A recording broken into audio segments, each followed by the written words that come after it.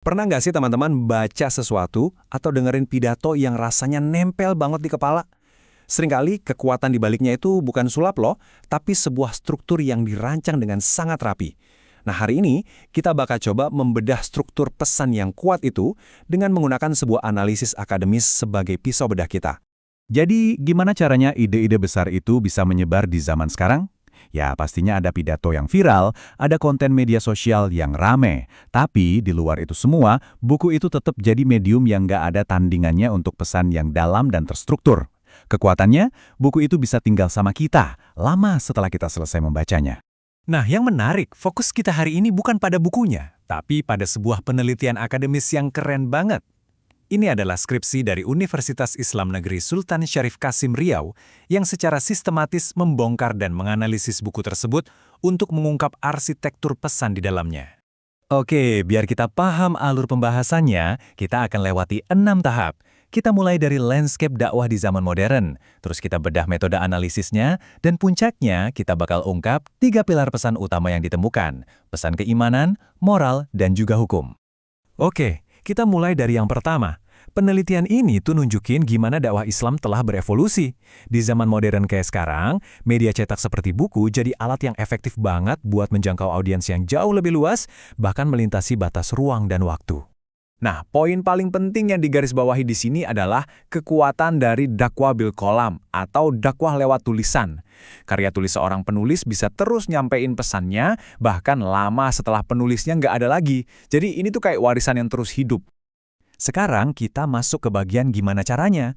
Buat membongkar sebuah teks secara objektif, seorang peneliti kan nggak bisa cuma sekedar baca ya. Mereka butuh alat, butuh metode. Jadi, gimana caranya peneliti bernama Marwazi ini melakukan analisisnya? Yuk kita lihat peralatan akademis yang ia gunakan. Metode yang dipakai itu namanya analisis isi. Gampangnya, ini adalah cara yang terstruktur buat mecahin kode pesan-pesan di dalam buku. Jadi bukan cuma membaca, tapi secara sistematis mengidentifikasi dan mengelompokkan setiap gagasan utamanya. Prosesnya kalau kita sederhanain, jadi kayak kerja detektif yang rapih banget. Pertama, baca semuanya dari awal sampai akhir. Kedua, tandain semua pesan-pesan kuncinya. Dan ketiga, kelompokkan pesan-pesan itu ke dalam tema-tema inti. 3 langkah logis untuk mengungkap arsitektur di balik sebuah pesan. Nah, setelah proses analisis itu selesai, penelitinya nemuin sesuatu yang keren. Ternyata pesan-pesan di buku ini nggak acak sama sekali.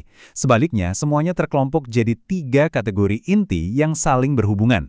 Mari kita mulai dari fondasinya, pesan tentang keimanan atau yang kita kenal sebagai akidah. Jadi akidah itu apa sih? Gampangnya, akidah itu adalah fondasi keimanan dalam Islam. Ini tentang apa yang seorang muslim yakini, keyakinan-keyakinan inti yang membentuk cara pandangnya terhadap dunia. Inti dari pesan keimanan yang ditemukan peneliti itu bisa kita lihat di sini.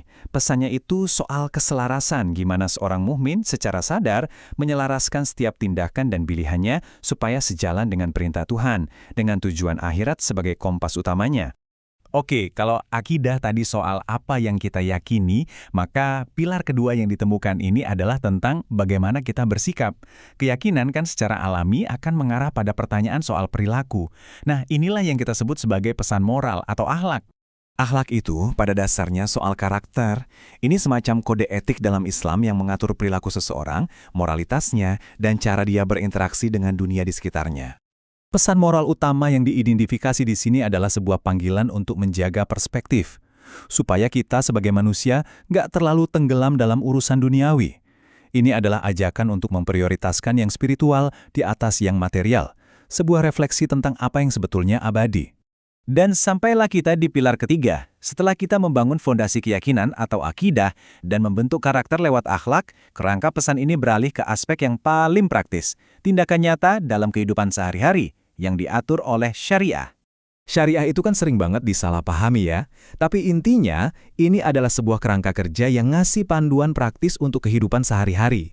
Cakupannya luas, mulai dari cara beribadah sampai cara berinteraksi secara adil di masyarakat. Dan seperti yang disimpulkan dalam penelitiannya, pesan ketiga ini sangat praktis. Fokusnya ada di 2 area utama, ibadah, yaitu hubungan vertikal kita dengan Tuhan, dan muamalah, yaitu hubungan horizontal kita dengan sesama manusia. Kita udah lihat 3 pilar, keimanan, moral, dan hukum. Tapi, temuan paling penting dari penelitian ini sebenarnya bukanlah masing-masing pilar itu secara terpisah, melainkan bagaimana ketiganya saling mengunci dan membentuk sebuah kerangka pesan yang utuh dan komprehensif. Tabel ini ngerangkum semuanya dengan rapi. Kita bisa lihat 3 pilar pesan yang ditemukan peneliti terstruktur di dalam buku tersebut. Ada keimanan sebagai fondasinya, moral sebagai panduan karakternya, dan hukum sebagai panduan tindakannya. Sebuah struktur yang sangat koheren, kan? Jadi, kesimpulan utamanya apa? Analisis ini mengungkap sebuah strategi penyampaian pesan yang lengkap banget. Pesan-pesannya secara sistematis membahas keyakinan, perilaku, dan tindakan. Mencakup seluruh spektrum kehidupan seorang mukmin, dari mengapanya sampai bagaimananya. Nah, ini semua ngebawa kita ke satu pertanyaan terakhir. Setelah melihat gimana sebuah pesan bisa disusun dengan begitu rapi, gimana hal itu mengubah cara kita memandang informasi yang kita terima setiap hari? Mungkin, di balik setiap pesan kuat yang kita dengar, selalu ada sebuah arsitektur tersembunyi yang menunggu untuk kita temukan.